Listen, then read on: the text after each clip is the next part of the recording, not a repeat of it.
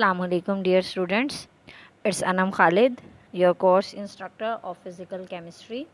बिस्मिल्लाहिर्रहमानिर्रहीम। Last lecture में students हमने इमल्यन के बारे में पढ़ा था कि इमल्यन क्या होती है, किस तरीके से हम इमल्यन को प्रिपेयर कर सकते हैं, कि हमने दो कोई से भी इमिजिबल लिक्विड लेने हैं और उनको मिक्स करना है, कोई इमल्सीफाइंग एजेंट डालना है। इमल्सीफाइंग एजेंट जैसे कोई एल्बुमिन वगैरह है, कोई प्रोटीन है, तो वो क्या करेगी कि वो आपकी इमल्यन को स्टेबल बना देती है। उसके बाद हमने इमल्यन को बेसिक ये देखा इमल्यन कितने टाइप की हो सकती है, और एंड पे हमने इमल्यन की कुछ जो है वो प्रॉपर्टीज़ और उसकी एप्लीकेशंस देखी। आज जो हमारा टॉपिक है वो है कोलाइड्स के ऊपर। कोलाइड्स क्या होते हैं? कोलाइड सिर्फ एक मिक्सचर है, लेकिन इस मिक्सचर में सस्पेंडेड पार्टिकल आपको नज़र आते हैं। अब वो सस्पेंडेड पार्टिकल्स कौन से हैं? सस्पेंडेड पार्टिकल्स जो हैं वो हो सकता है, जैसे रेत है तो उसमें क्या होता है, आपने देखा है रेत को पानी में डाल दें तो वो एक सस्पेंशन बन जाती है। तो सस्पेंडेड पार्टिकल जब बन जाते हैं तो उसे हम क्या कहते हैं कि वो कोलाइड है।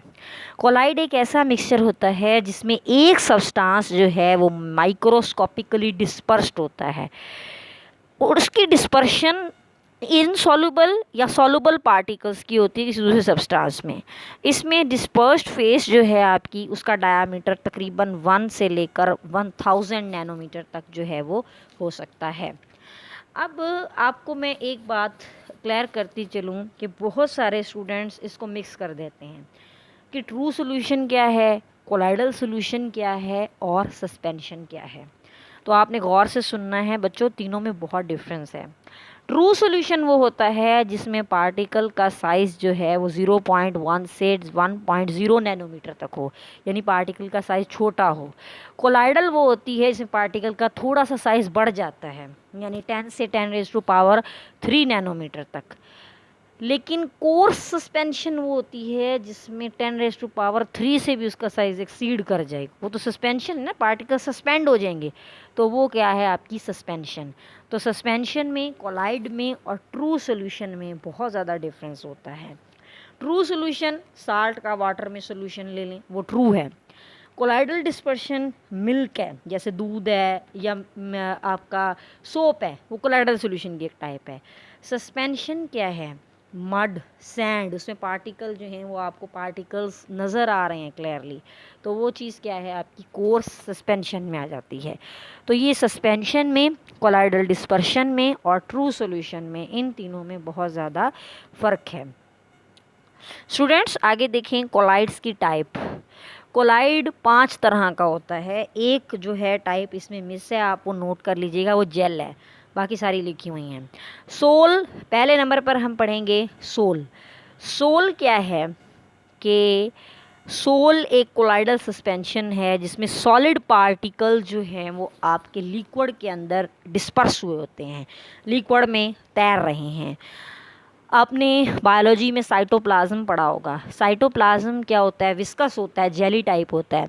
उसमें क्या होता है कि आपके जो पार्टिकल हैं, जैसे माइटोकॉन्ड्रियान्स हैं, और माइटोकॉन्ड्रिया के अलावा आपके जो हैं गोल्जी अपरेटस हैं, वो सारे के सारे तैर रहे हैं। वो तैर रहे हैं मतलब फ्लोटिंग कर रहे हैं, किस में? उसमें आपके साइटोप्लाज्म में। तो वो भी एक सोल की टाइप है। इमोलियन, जैसे हमने वो पिछले लेक्चर में स्टडी कर ली, इमोलियन भी कोलाइड की ही एक टाइप है जो 2 डिफरेंट इमिजिबल लिक्विड के दरमियान बनती है। फोम, फोम भी इसकी एक शक्ल है। फोम में क्या होता है, लिक्विड या सॉलिड थोड़ा सा ट्रैप हुआ होता है, थोड़ी सी उसमें गैस डाल देते हैं। एरोजोल आपको पता है, परफ्यूम वगैरह जो आप लगाते हैं, इसमें क्या है, इसमें सॉलिड के पार्टिकल या गैस के पार्टिकल जो हैं वो एक दूसरे में डिस्पर्स होते हैं, लेकिन वो पार्टिकल इतने ज़्यादा स्मॉल होते हैं कि आप उन्हें इजीली नहीं देख सकते कि वो किधर पार्टिकल्स जो हैं वो मूव आउट हो रहे हैं। तो कोलाइड की 5 टाइप हैं: सोल, जेल, इमल्यन, फोम और एरोजल।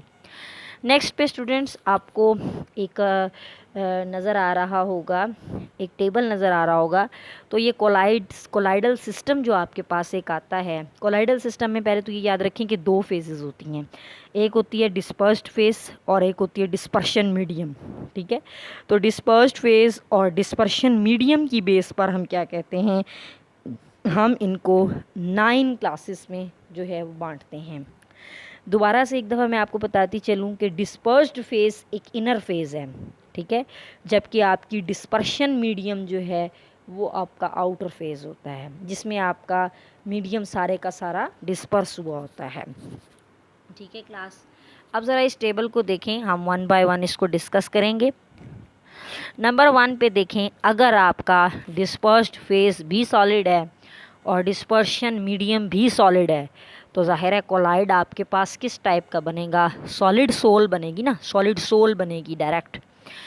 इसमें एग्जांपल देखें, जेमस्टोन। जेमस्टोन क्या होता है, ये बिल्कुल सॉलिड होते हैं। सॉलिड की सॉलिड में इमोलियन टाइप, कोलाइडल टाइप बनती है। कलर्ड ग्लासेस भी इसकी एग्जांपल है। अगर आपका डिस्पर्स्ड फेज सॉलिड है और मीडियम आपका लिक्विड है तो फिर आपका सोल, फिर आप प्योर सोल की तरफ मूव करेंगे। पेंट इसमें एग्जांपल है। पेंट में क्या होता है, पेंट में जो आपका सॉलिड होता है उसे आपने डिस्पर्स किया होता है किसके अंदर, लिक्विड के अंदर। तो इसकी एग्जांपल क्या हो गई, पेंट या सेल के फ्लूइड। सेल के फ्लूइड मैंने आपको अभी एक एग्जांपल बताई, माइटोकॉन्ड्रिया है, गाल्जी अपरेटस है।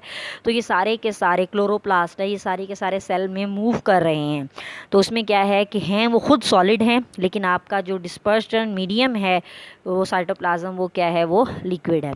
थर्ड पे देखें स्टूडेंट्स, सॉलिड अगर डिस्पर्स्ड फेज है आपका और डिस्पर्शन मीडियम आपका क्या है, गैस है, ठीक है। तो गैस ज़्यादा अमाउंट में है लेकिन सॉलिड कम अमाउंट में है, तो ये टाइप ऑफ कोलाइड की कौन सी टाइप बनेगी, कोलाइड की बनेगी एरोजोल टाइप। एरोजोल में एग्जांपल आपके पास आ जाती है स्मोक और डस्ट की, धुआं और ये मट्टी वगैरह, इसमें ये एग्जांपल आ जाती है। उसके बाद देखें liquid in solid. Liquid in solid का मतलब ये कि लिक्विड थोड़ी अमाउंट में है जबकि सॉलिड बहुत ज़्यादा अमाउंट में है। तो ये जेल को, आपके पास जो कोलाइड बनेगा वो किस तरह का होगा, वो जेल होगा, सख्त होगा। इसकी एग्जांपल आपकी डेली एग्जांपल्स में बहुत सारी हैं, जेली है, बटर है, मक्खन, पनीर वगैरह। लिक्विड इन लिक्विड में ये इमोलियन, डायरेक्ट इमोलियन बनेगी। एग्जांपल मिल्क और आपकी हेयर क्रीम जो आप बालों के ऊपर लगाते हैं, सीरम वगैरह जो आप बालों में यूज़ करते हैं, तो इमोलियन है। लिक्विड इन गैस में, लिक्विड अगर थोड़ी अमाउंट में है, गैस ज़्यादा अमाउंट में है, तब भी आपके पास एरोजोल बनेगा। जैसे मैंने अभी ऊपर बताया वो भी एरोजोल था जिसमें सॉलिड इन गैस था, तो यहाँ लिक्विड इन गैस है, ये भी आपके पास क्या है, एरोजोल है। इसकी एग्जांपल देखें, फॉग है, मिस्ट है, क्लाउड है, इंसेक्टिसाइड के स्प्रेज वगैरह हैं, ये सारी चीज़ें इसकी एग्जांपल में आ जाती हैं। नेक्स्ट में देखें, गैस इन सॉलिड है। गैस इन सॉलिड का क्या मतलब है कि सॉलिड ज़्यादा है और गैस कम है। इसकी example solid sol, pumice stone है और फॉर्म रबड़ वगैरह। इसमें क्या होता है कि गैस बहुत कम होती है लेकिन आपका जो सॉलिड है वो ज़्यादा होता है। गैस इन लिक्विड में देखें, ये प्योर फॉर्म, जैसे आप कोई फेशियल फॉर्म इस्तेमाल करती हैं, आप कोई लेदर सोप इस्तेमाल करती हैं, कोई फेस वॉश इस्तेमाल करते हैं, तो वो आपके पास इसकी एग्जांपल में आ जाएगा। तो ये स्टूडेंट्स हमने पढ़ी कि कोलाइडल सिस्टम की कितनी टाइप्स जो हैं वो मौजूद हो सकती हैं। अब हमने पहली टाइप को ज़्यादा फोकस करना है और वो क्या है, सोल है। सोल एक कोलाइडल सिस्टम होता है जो कि ऑर्डिनरी सॉल्यूशन से बनता है। सोल हाइड्रोसोल भी हो सकते हैं और ये एल्कोसोल भी हो सकते हैं, एक्वासोल भी हो सकते हैं, बेंजाजोल भी हो सकते हैं। अगर जैसे आपका डिस्पर्शन मीडियम अल्कोहल है तो उसे कहेंगे अल्कासोल्स, अगर बेंजीन है तो उसे कहेंगे बेंजोजोल, अगर आपका डिस्पर्शन मीडियम वाटर है तो उसे कहेंगे हाइड्रोसोल, ठीक है। तो ये सोल होता क्या है कि इसमें स्मॉल सॉलिड के पार्टिकल्स जो हैं वो आपके लिक्विड मीडियम के अंदर डिस्पर्स होते हैं। एग्जांपल इसकी आपके सामने हैं, फ्लूइड हैं, पेंट्स हैं, इंसेक्टिसाइड्स हैं, बहुत सारे सोल जो हैं वो आपको इसमें देखने को मिलेंगे। अब हम देखते हैं, इससे पहले जो है स्टूडेंट्स एक प्रॉपर्टीज़ हम देखते हैं कि जो कोलाइड हम पढ़ रहे होते हैं इसकी बेसिक प्रॉपर्टीज़ जो हैं वो क्या हैं। नंबर 1 पे ये हेट्रोजीनस मिक्सचर होते हैं। हेट्रोजीनस मिक्सचर से मुराद ये है कि हर पार्टिकल का साइज़ इसमें सेम नहीं होगा, यानी कोई पार्टिकल जो है वो लॉन्ग हो सकता है, कोई पार्टिकल शॉर्ट हो सकता है, किसी का जो फैट कोई बड़ा हो सकता है, कोई छोटा हो सकता है। सेकंड पे क्या है कि size of colloid varies from 1 nanometre to 100 nanometre. ये जो आपका कोलाइड का साइज़ है ये वेरी करता है 1 नैनोमीटर से 100 नैनोमीटर तक, यानी आपके जो कोलाइड के पार्टिकल्स हैं वो वेरी कहाँ से करेंगे, 1 नैनोमीटर से 100 नैनोमीटर तक। थर्ड पे क्या है, दे शो द टेंडल अफेक्ट, ये कौन सा अफेक्ट शो करते हैं, ये शो करते हैं टेंडल अफेक्ट। अब यहाँ स्टूडेंट्स सवाल ये है कि टेंडल अफेक्ट क्या होता है। असल में टेंडल अफेक्ट ये है कि ये लाइट को स्कैटर करते हैं, ठीक है।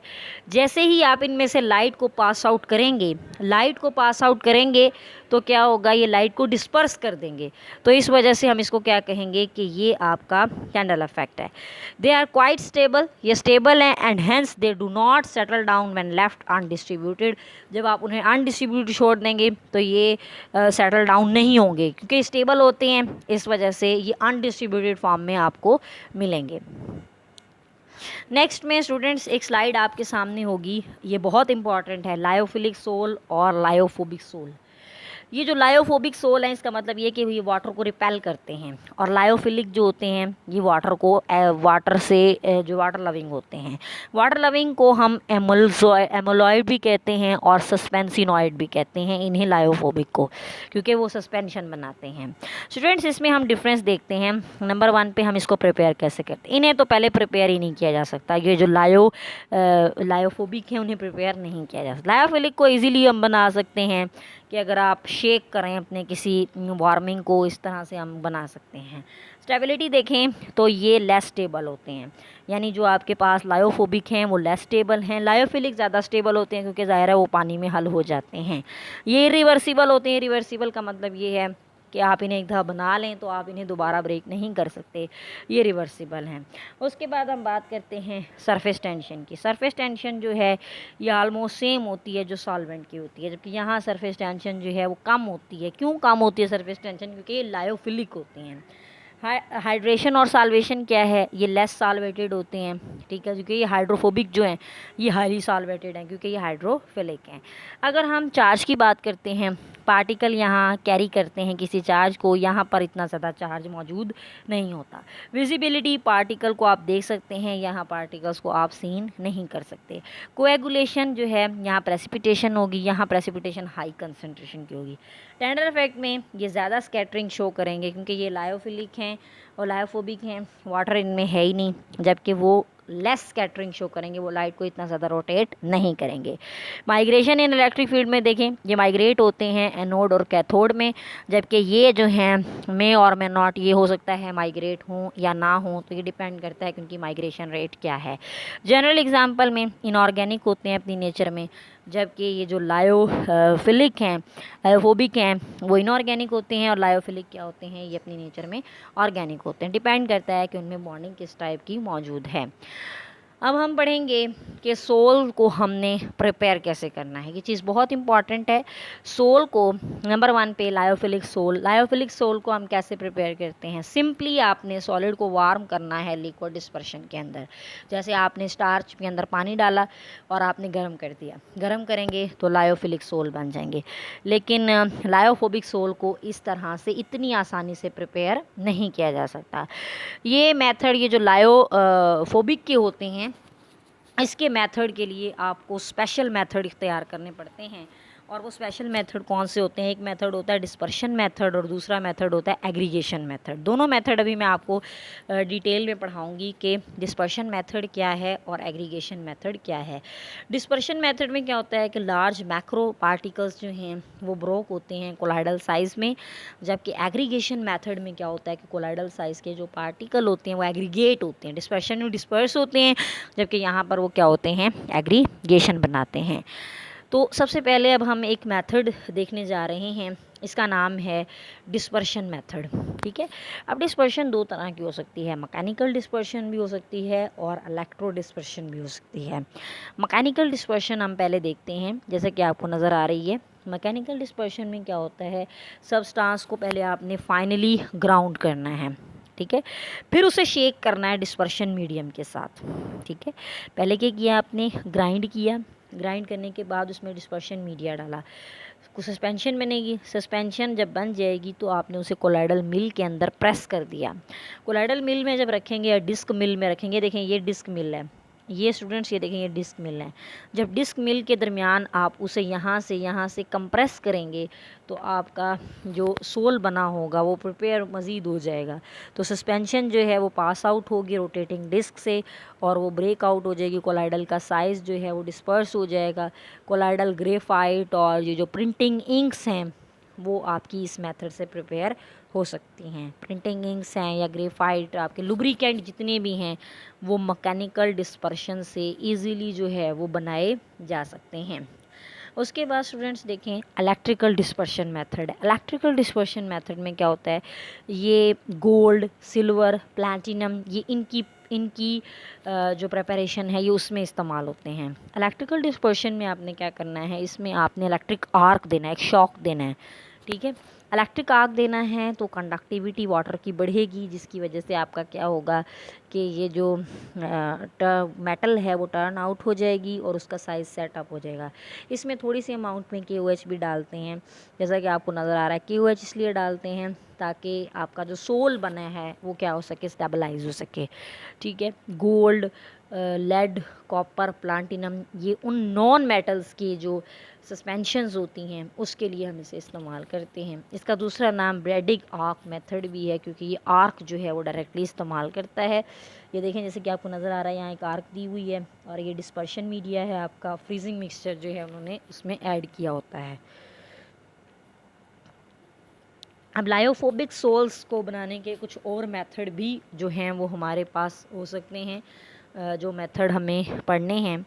तो इन मेथड्स को हम एग्रीगेशन मेथड भी कहते हैं। एग्रीगेशन मेथड में क्या कहते हैं, कुछ चीज़ों को जोड़ा जाता है, कुछ चीज़ों को प्रिपेयर जो है वो किया जाता है। तो सबसे पहले स्टूडेंट्स इसके अंदर कंडेंसेशन मेथड आ रहा है। कंडेंसेशन मेथड में क्या होता है कि पार्टिकल्स जो हैं उन्हें कंडेंस किया जाता है, इंड्यूस किया जाता है कि वो क्या बना लें, एग्रीगेट बना लें। सेकंड पे है ऑक्सीडेशन मेथड। ऑक्सीडेशन मेथड में क्या है कि सल्फ़र के कोलाइड्स जो हैं वो प्रिपेयर किए जाते हैं, H2S और O2। अब इसका रिएक्शन कैसा होगा, देखें इसका रिएक्शन यूँ होगा कि H2S में आपने डालनी है नेसेंट ऑक्सीजन, ठीक है। जब आप नेसेंट ऑक्सीजन डालेंगे तो इसके अंदर क्या होगा, H2O बनेगा और सल्फ़र जो है उसका सल्फ़र आपको कोलाइडल की फॉर्म में इसमें हासिल होगा। तो ये ऑक्सीडेशन मेथड है। ऑक्सीडेशन मेथड के बाद स्टूडेंट्स हम देखेंगे रिडक्शन मेथड। रिडक्शन मेथड में क्या होता है कि रिडक्शन में आपने सिल्वर के कोलाइड आमतौर पर हम इससे प्रिपेयर करते हैं। रिएक्शन लिखें ज़रा, रिएक्शन कैसे लिखेंगे इसका, AgNO3 लेना है आपने, सिल्वर नाइट्रेट, उसके अंदर आपने डालना है टैनिक एसिड। क्या डालना है आपने, टैनिक एसिड। सिल्वर नाइट्रेट में जब टैनिक एसिड डालेंगे तो आपके पास सिल्वर का कोलाइड आपके पास मिलेगा। इसी तरीके से गोल्ड क्लोराइड यानी AuCl3 में टैनिक एसिड डालेंगे तो आपको गोल्ड का जो है वो कोलाइड आपके पास मौजूद हो जाएगा, ठीक है। ये होगी रिडक्शन। अगला है आपके पास हाइड्रोलिसिस। हाइड्रोलिसिस क्या होती है, आपने पढ़ा हुआ है, ब्रेक डाउन है किसी भी कंपाउंड का in the presence of boiling water. तो इसमें हाइड्रोलाइसिस में आम तौर पर आपने करना क्या है, रिएक्शन इसका लिखें, FeCl3, इसके अंदर आपने डालना है वाटर। जब FeCl3 में वाटर डालेंगे तो आयरन हाइड्रोक्साइड यानी FeOH ट्वाइस बनेगा और साथ में स्टूडेंट्स इसके क्या बन जाएगा, HCl। तो ये जो आयरन हाइड्रोक्साइड था FeOH थ्राइस, ये रेड कलर का सोल होता है। रेड कलर का सोल जो है ये आपको प्रिपेयर इससे हो सकता है। आगे स्टूडेंट्स देखें डबल डीकम्पोजिशन है। डबल डीकम्पोजिशन में क्या हो रहा है कि आपके पास डबल डीकम्पोजिशन में आपके पास आर्सेनियस का सल्फाइड है, AS2S3 है, ठीक है। ये प्रिपेयर कैसे किया जाता है, H2S गैस से, सही है। इसका भी रिएक्शन लिखें कि कैसे होता है, AS2O3, ठीक है। इसके अंदर डालेंगे 3H2S, ठीक है। तो आपके पास क्या बनेगा, आपके पास बनेगा AS2S3 आर्सेनिक सल्फाइड और साथ में 3 वाटर के मॉलिक्यूल। तो इसका मतलब ये है कि आपको इसमें भी क्या मिल रही है, इसमें भी आपको आर्सेनस सल्फाइड का सोल जो है वो प्रिपेयर्ड फॉर्म में आपके पास आ जाता है। नेक्स्ट पे है exchange of solvent. Exchange of solvent में क्या होता है कि आपने, ये एक जनरल प्रिंसिपल है, कोई एक सब्सटेंस ले लें, लेट सपोज वो A है, वो A जो है वो B में हल हो जाता है लेकिन C में हल नहीं होता। तो जाहिर है ए और सी क्या बना लेंगे, कोलाइडल सस्पेंशन बनाएंगे, जबकि ए और बी जो है वो कोलाइडल नहीं बना सकते। जो सॉल्वेंट है बी और सी, उन्हें कोशिश करनी है कि वो मिजिबल हों, ठीक है। लिहाजा सल्फर, इससे सल्फ़र सोल वगैरह या water in alcohol sol prepare जो हैं वो इजीली किए जाते हैं। इसमें होता ये है कि आप एक सॉल्वेंट को दूसरे सॉल्वेंट से क्या कर लेते हैं, एक्सचेंज कर लेते हैं। आगे कोलाइडल सॉल्यूशन आपने बना तो लिया, आप इसको प्रिपेयर तो कर लेते हैं, लेकिन इसकी प्योरीफिकेशन फिर एक चैलेंज होती है कि सोल को आपने प्योरीफाई कैसे करना है, क्योंकि सोल के अंदर ज़ाहिर है कुछ कोलाइडल के पार्टिकल्स होंगे, वो प्योर तो नहीं होंगे, तो अब आपने उसको प्योर बनाना है।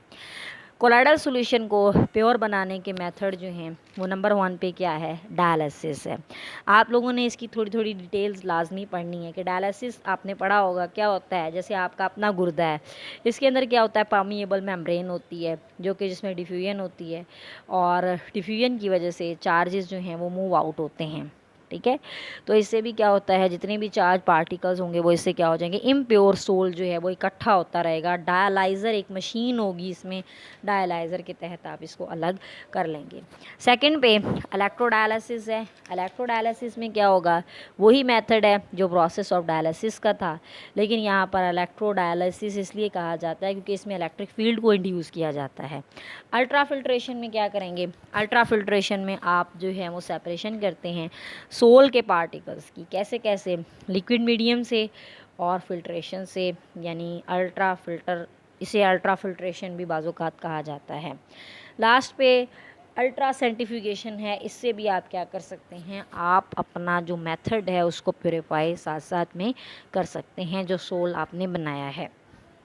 आगे स्टूडेंट्स इसकी एप्लीकेशंस हैं, लेकिन एप्लीकेशन से पहले सोल की कुछ प्रॉपर्टीज़ भी आपको पता होनी चाहिए। सोल की प्रॉपर्टीज़ वही हैं जो मैंने इमोलियन में आपको थोड़ी बहुत लिखवाई हैं, लेकिन अगेन अगर आप नोट करना चाहते हैं तो कर लें। नंबर 1 पे फिल्टरेबिलिटी है, नंबर 2 पे डिफ्यूजिबिलिटी है कि डिफ्यूज़ भी हो सकते हैं, नंबर 3 पे हेट्रोजेनिटी है, ठीक है। नंबर 4 पे इसकी सेडिमेंटेशन है, सेडिमेंट्स बनाते हैं। नंबर 5 पे इनकी सरफेस टेंशन होती है, विस्कोसिटी होती है। नंबर 6 पे ये टिंडल इफेक्ट रखते हैं, ठीक है।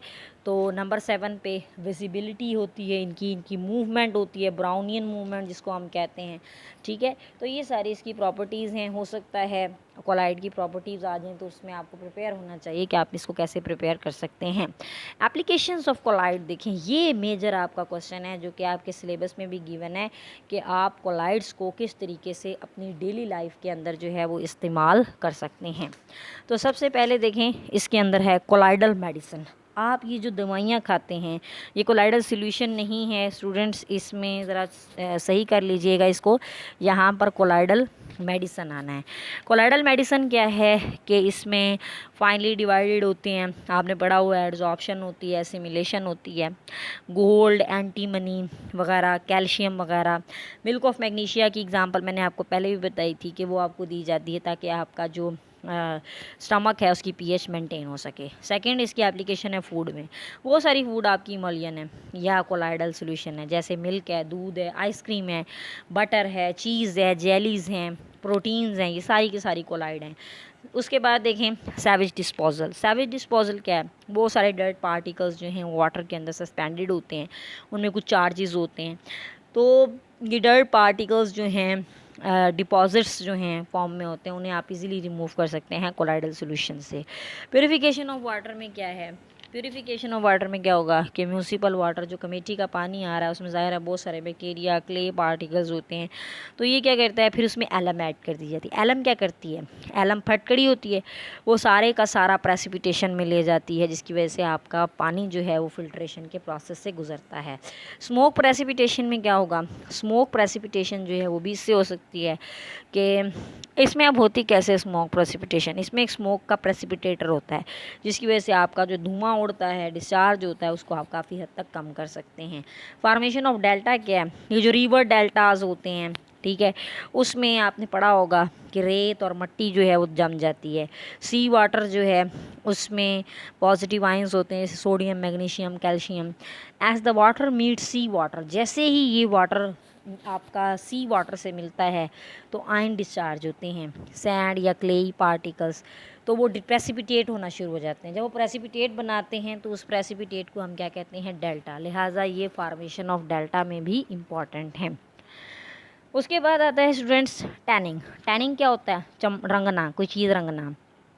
चूँकि अभी आपको मैंने बताया कि कोलाइड जो हैं वो चार्ज सोल्स होती हैं, तो टैनिंग भी तो चार्ज सोल्स ही हैं, तो फिर इसमें लिए टैनिंग के प्रोसेस में भी इन्हें इस्तेमाल किया जाता है।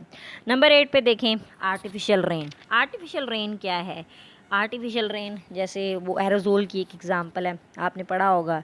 ये जो फिल्म्स में, मूवीज़ में और डिफरेंट जगहों पर हम आर्टिफिशियल रेन का काम लेते हैं, तो वो किस असूल के तहत काम करती है, एरोजोल पे, तो लिहाजा आर्टिफिशियल रेन भी इसकी एक एग्जांपल है। 9 पे देखें नॉन ड्रिप और थिक्सोट्रॉपिक पेंट्स। नॉन ड्रिप और थिक्सोट्रॉपिक पेंट क्या होता है कि ये जो पेंट होते हैं ये इसमें चेन के पॉलीमर्स होते हैं, तो इन्हें कहते हैं थिक्सोट्रॉपिक, यानी जो नॉन पोलर होते हैं। ठीक है, तो इसमें ब्रश लगे होते हैं। नॉन ड्रिप का मतलब ये है कि वो आपका ज़ाया नहीं होता। ठीक है ना। When shearing stress applied to the, इसमें एक पेंट ब्रश होता है, वो पेंट ब्रश खुद ब खुद जो है वो पेंट करता जाता है। इससे क्या होता है कि लिक्विड पेंट जो है आपका वो ड्रिप नहीं होता, मतलब वो गिरता नहीं है, तो वो पेंट वहीं पर रेंडर हो जाता है, वहीं तक थम जाता है। आर्टिफिशियल किडनी मशीन, आपने डायलिसिस का नाम बहुत अच्छे से सुना होगा। ये जो ब्लड की डायलिसिस क्या होता है कि आपकी ब्लड के अंदर से सारा गंद जो कि आपकी बॉडी से एलिमिनेट नहीं हो रहा होता, वो मशीन के थ्रू खींचा जाता है, तो इसे कहते हैं डायलिसिस। कर्ड फार्मेशन क्या है? दही, मिल्क खट्टा हो जाता है, दूध वगैरह, तो उसे जाग लगाते हैं हम, तो ये भी कोलाइडल सॉल्यूशन की एक एग्जांपल है। सॉइल्स पर भी हम इसे अप्लाई कर सकते हैं। सॉइल में क्या होता है, सॉइल में बहुत सारे इंग्रेडिएंट्स हैं, जो होल्ड वाटर को होल्ड करते हैं सस्पेंशन के थ्रू, तो ये आ जाता है इसमें। केमिकल वारफेयर में जैसे स्मोक है, ठीक है, वो कैसे प्रोड्यूस होते हैं? जब आप हार्मफुल और इरिटेंट सब्सटेंस ड्यूरिंग वॉर, जंग के दौरान बहुत सारे इरिटेंट सब्सटेंस आते हैं, तो वो भी क्या शो करते हैं, वो भी कोलाइडल सॉल्यूशन आपका बना सकते हैं। आपकी स्मोक गहरी हो सकती है, डेंजरस हो सकती है। नेक्स्ट में आपके पास आता है एड्जॉर्प्शन इंडिकेटर। ये जो इंडिकेटर होते हैं, जैसे एग्जांपल है इसमें फ्लोरिसीन। फ्लोरिसीन का फार्मूला होता है स्टूडेंट्स Na पॉजिटिव और F नेगेटिव, इसे कहते हैं फ्लोरिसीन। ठीक है, अब ये फ्लोरिसीन क्या होता है? ये एग्जांपल है एड्जॉर्प्शन इंडिकेटर की, जिसे यूज़ किया जाता है NaCl की टाइट्रेशन में। अब आप फ्लोरिसीन इंडिकेटर क्या करता है, ये एड्जॉर्ब कर लेता है कुछ प्रेसिपिटेट को। ठीक है, अब इसमें होना क्या है, रिएक्शन ये होता है कि NaCl रिएक्ट करता है AgNO3 में। ठीक है, एंड पॉइंट में क्या होगा कि सिल्वर जो है, सिल्वर आइंस पर सिल्वर क्लोराइड जमा होना शुरू हो जाएगा, और जो आपका सोडियम आयन होगा उसके ऊपर नाइट्रेट आयंस ऐड होना शुरू हो जाएंगे, तो उसकी वजह से आपको एंड पॉइंट जो है वो इंडिकेटर में, एड्जॉर्प्शन इंडिकेटर में इजीली फाइंड आउट हो जाता है। तो ये स्टूडेंट्स आपका आज का लेक्चर था। इसमें कुछ क्वेश्चन बहुत इंपॉर्टेंट हैं, मैं वो आपको बल्कि बता देती हूँ। एक तो आपको टिंडल इफेक्ट के बारे में पता होना चाहिए, जिसके बारे में वैसे तो मैंने आपको बता दिया, लेकिन अगेन आपको बताती हूँ कि जब बीम ऑफ लाइट गुजर रही होती है किसी भी कोलाइडल सॉल्यूशन से, तो जब बीम ऑफ लाइट गुजरती है कोलाइडल सॉल्यूशन से, तो उसमें क्या होता है कि जो कोलाइडल के पार्टिकल्स होते हैं, क्योंकि वो एक जैसे तो होते नहीं हैं, इस वजह से वो लाइट को क्या कर देते हैं, डिस्पर्स कर देते हैं, लाइट को मोड़ देते हैं। इस प्रॉपर्टी की वजह से हम उन्हें कहते हैं कि वो क्या रखते हैं, वो अपना टेंडल अफेक्ट जो है वो शो करते हैं। इसके अलावा आपको यहाँ ये पता होना चाहिए कोएगुलेशन क्या है, ठीक है, और प्रेसिपिटेशन क्या है, कि क्यों प्रेसिपिटेशन जो है वो ज़्यादा इस्तेमाल होती है, ठीक है, और एरोजोल क्या हैं, कितनी टाइप के जो हैं वो आपके पास कोलाइड होते हैं। कोलाइड दो तरह के हैं, जैसे मैंने अभी आपको बताया है, एक हाइड्रोफोबिक है, हाइड्रोफिलिक है। बाज़-औक़ात आपको ऐसे भी दे दिया जाता है कि फ़र्ज़ करें ब्लड है आपके पास, एक क्वेश्चन है मेरा, ब्लड है, ब्लड के अंदर Hb है, आपने बताना है कि ये जो ब्लड और Hb है ये किस किस्म का ताल्लुक़ है इनके दरमियान। तो ये हाइड्रोफिलिक होंगे क्योंकि ये वाटर को क्या करेंगे, अट्रैक्ट करेंगे, जबकि वेजिटेबल ऑयल है और ये चीज़ें हैं ये हाइड्रोफोबिक होंगी।